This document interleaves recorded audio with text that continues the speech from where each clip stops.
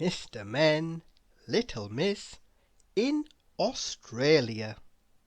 Roger Hargreaves. Mr. Topsy-Turvy was quite happy. "Going we are where, guess we?" he asked little Miss Somersault. "Guess where we're going?" said little Miss Somersault, putting Mr. Topsy-Turvy's upside-down question in the right order. "We're going to the other end of nowhere," cried Mr. Topsy-Turvy. Little Miss Somersault looked confused. "You know, the opposite of the world." Little Miss Somersault understood then. "Oh, you mean halfway around the world." "That's it, in Australia." "Unlike us, it's perfect for you," smiled little Miss Somersault. The corners of Mr. Topsy-Turvy's mouth tilted downwards, but he wasn't sad. It was just his way of smiling. What a disconcerting gentleman! The friends arrived in Australia after a long and very tiring flight, so they decided to spend a day relaxing on Bondi Beach. However, it was not easy for Mr. Wrong. He was supposed to swim between the flags that served as landmarks, but he had got the wrong flags. The rescuer was forced to intervene because he was going to be carried out to sea by the currents, which was very embarrassing, but not as much as Mr. Lazy's nose. He had been too lazy to use sun cream and had fallen asleep in the sun. The next day they decided to visit Sydney to discover the most beautiful viewpoints. The highlight of the day was when they climbed over the Sydney Bridge. From above they had a spectacular view. Very spectacular if, like Mr. Tall, you are used to heights. Less spectacular when your name is Mr. Jelly. From Sydney they sailed along the coast to Tasmania to discover the wild animals, those that you won't see anywhere else.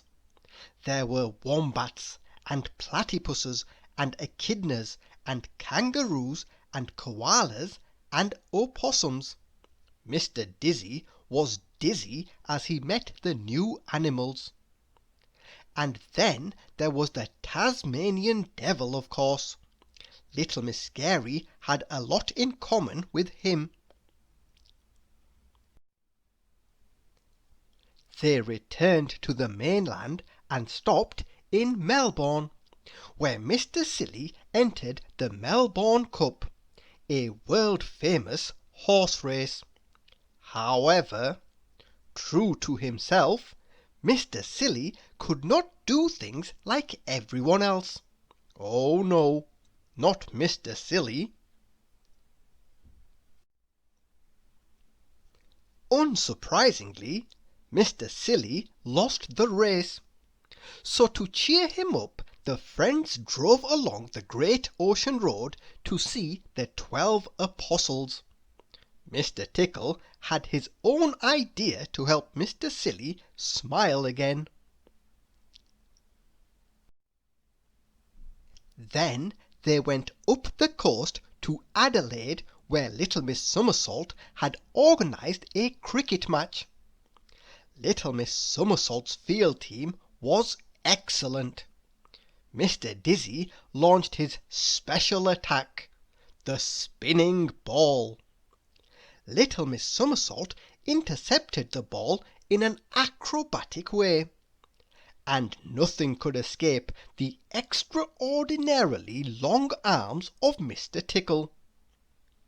Unfortunately, their batting team wasn't as strong.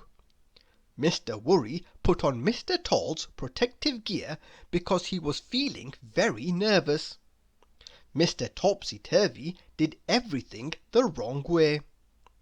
And little Miss Scatterbrain never understood what sport she was playing.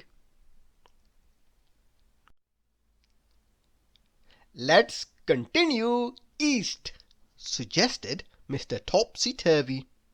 So they went west because that's what he meant, of course.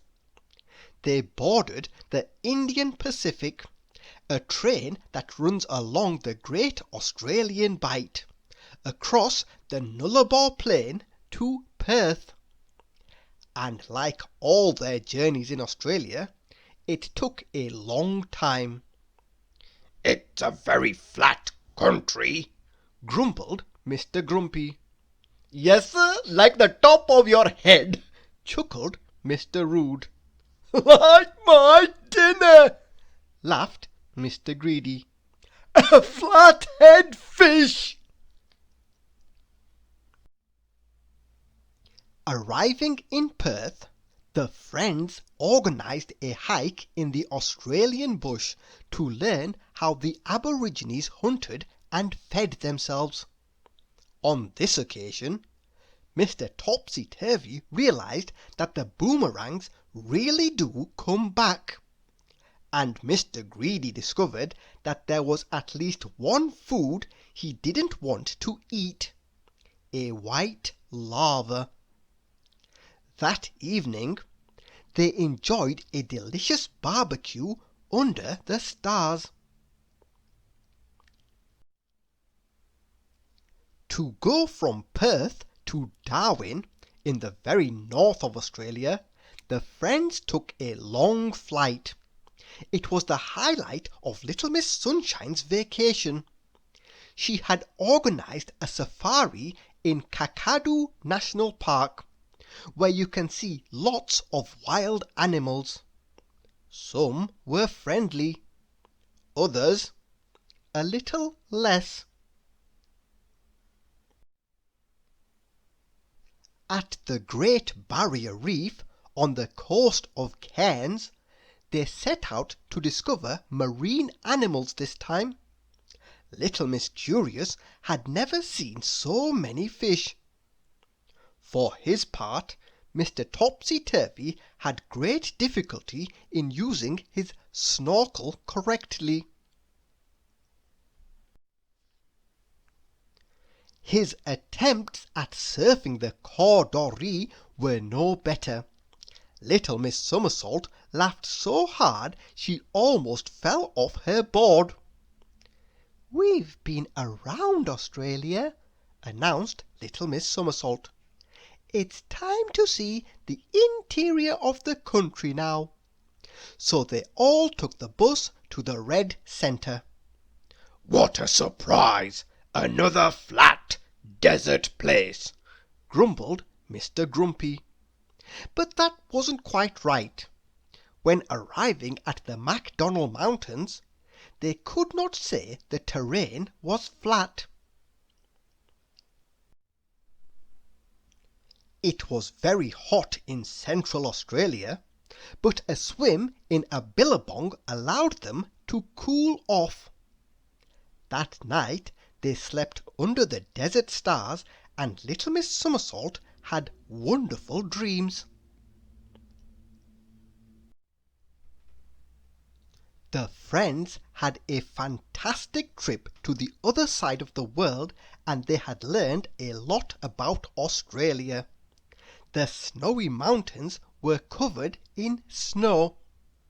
There were kangaroos on Kangaroo Island. The Blue Mountains were blue. The Great Sand Desert was deserted. The bush was bushy. But there was no gold on the Gold Coast, which greatly disappointed Mr. Mean. They hadn't planned anything for their last day. Then Little Miss Somersault read a sign. "There's a camel race in Alice Springs," she cried. "Perfect for you, Mr. Silly." "You are right," nodded Mr. Silly.